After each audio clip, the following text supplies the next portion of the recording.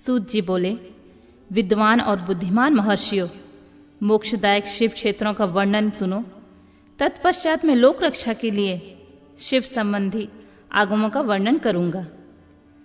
पर्वत, वन और कानूनों सहित इस पृथ्वी का विस्तार 50 करोड़ योजन है।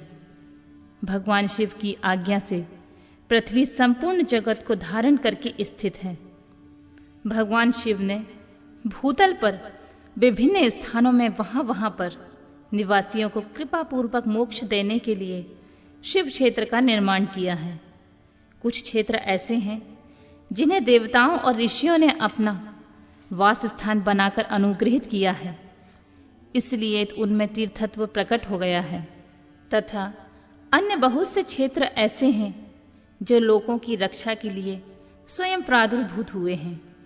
तीर्थ और क्षेत्रों में जाने पर मनुष्य को सदा स्नान, दान और जप आदि करना चाहिए, अन्यथा वह रोग, दरिद्रता तथा मूकता आदि दोषों का भागी होता है।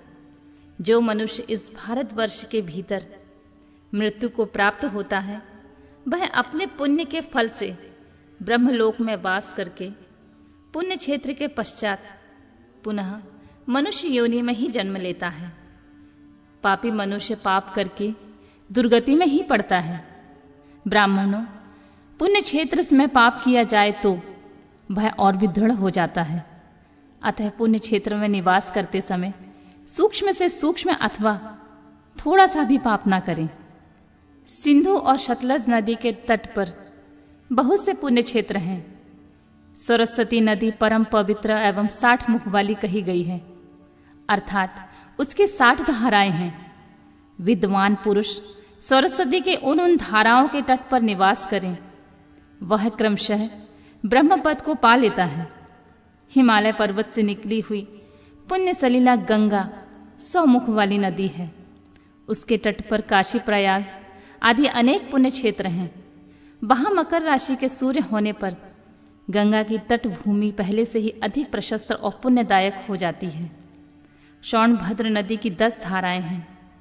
वह बृहस्पति के मकर राशि में आने पर अत्यंत पवित्र तथा अभीष्ट फल देने वाली हो जाती है। उस समय वहां स्नान और उपवास करने से विनायक पद की प्राप्ति होती है।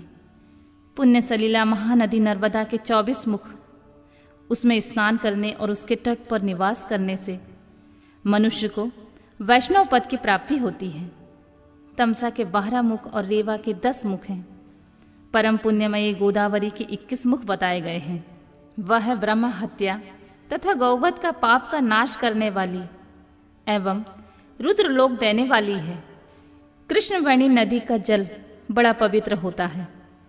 वह नदी समस्त पापों का नाश करने वाली होती है। उसके 18 मुख बताए गए हैं तथा वह विष्णु लोक प्रदान करने वाली होती है। तुंगभद्रा के 10 मुख हैं। वह ब्रह्मलोक देने वाली होती है। पुण्य सलीला सुवर्णा मुखरी के 9 मुख कहे गए हैं। ब्रह्मलोक से लौटे हुए जीव उसी के तट पर जन्म लेते हैं।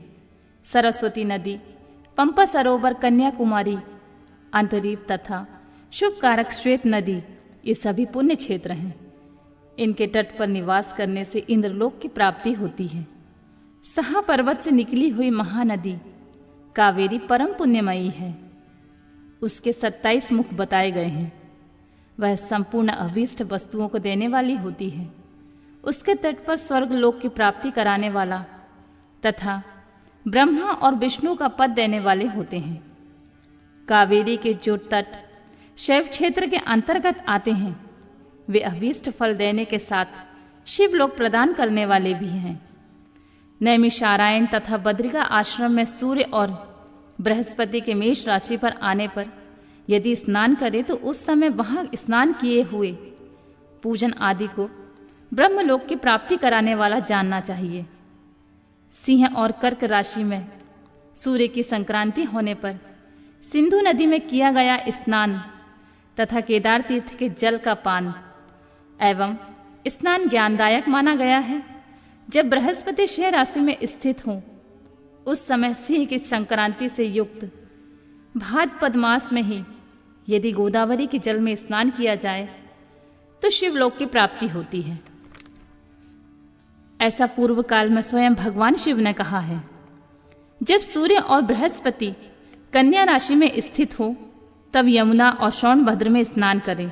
वह स्नान धर्मराज और गणेश जी की लोक में महान भोग प्रदान कराने वाला होता है। यह महर्षियों की मान्यता है। जब सूर्य और बृहस्पति तुला राशि में स्थित हों उस समय कावेरी नदी में स्नान करें। वह स्नान भगवान विष्णु के वचन की महिमा से संपूर्ण अभीष्ट वस्तुओं को देने वाला माना जाता है। जब सूर्य और बृहस्पति वृश्चिक राशि पर आ जाएं, तब मार्गशीर्ष के महीने में नर्मदा में स्नान करने से सिर्फ विष्णु लोक की प्राप्ति हो सकती है। सूर्य और बृहस्पति के धन राशि में स्थित होने पर सुवर्णमुखी नदी में किया हुआ स्नान शिव लोक प्रदान करने वाला होता है। जैसा कि ब्रह्मा जी का वचन है, जब सूर्य और बृहस्पति मकर राशि में स्थित हो उस समय माघ मास में गंगा जी के जल से स्नान करना चाहिए। ब्रह्मा जी का कथन है कि वह स्नान शिवलोक की प्राप्ति कराने वाला होता है। शिवलोक के पश्चात ब्रह्मा और विष्णु के स्थान में सुख भोगने पर अंत में मनुष्य को ज्ञान की प्राप्ति हो जाती है। माघ मास में तथा सूर्य के कुंभ राशि में स्थित होने पर फाल्गुन मास में गंगा तट पर किया हुआ स्नान श्राद्ध, पिंडदान अथवा तिलोदक दान पिता और नाना दोनों कुलों के पितरों के अनेक पीढ़ियों का उद्धार कराने वाला माना गया है। सूर्य और बृहस्पति राशि जब मीन राशि में स्थित हो जाती हैं तब कृष्णवेणी नदी में किए गए स्नान की ऋषियों ने प्रशंसा की है। उन महीनों में पूर्वोक्त तीर्थों में किया हुआ स्नान इंद्रपद की प्राप्ति कराने वाला होता है। विद्वान पुरुष गंगा और कावेरी नदी का आश्रय लेकर तीर्थवास करे। ऐसा करने से तत्काल किए हुए पाप का निश्चित ही नाश हो जाता है। रुद्रलोक प्रदान करने वाले बहुत से ऐसे क्षेत्र हैं। ताम्रपर्णी और वेगवती, ये दोनों नदियां ब्रह्मलोक का प्रतिरूप प्राप्ति देने वाली होती हैं। इन तटों पर कितने ही स्वर्णदायक क्षेत्र हैं। इन दोनों के मध्य बहुत से पुण्य क्षेत्र भी हैं। वहां निवास करने वाला विद्वान पुरुष वैसे ही फल का भागी होता है। सदाचार, उत्तम वृत्ति तथा सद्भावना के साथ मन में दया भाव रखते हुए विद्वान पुरुष को तीर्थ में निवास करना चाहिए, अन्यथा उसका फल नहीं मिलता है। पुण्य क्षेत्र में किया हुआ थोड़ा सा पुण्य भी अनेक प्रकार की वृद्धि को प्राप्त होता है तथा वहां किया हुआ छोटा सा भी पाप महान हो जाता है।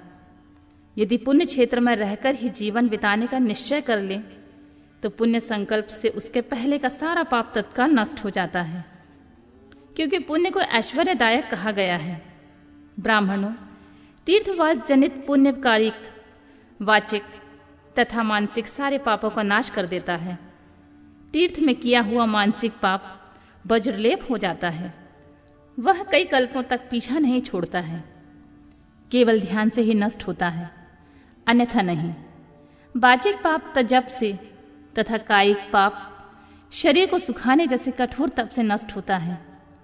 अतः सुख चाहने वाले पुरुष को देवताओं की पूजा करते और ब्राह्मणों को दान देने से पाप से बचते ही तीर्थ में निवास करना चाहिए।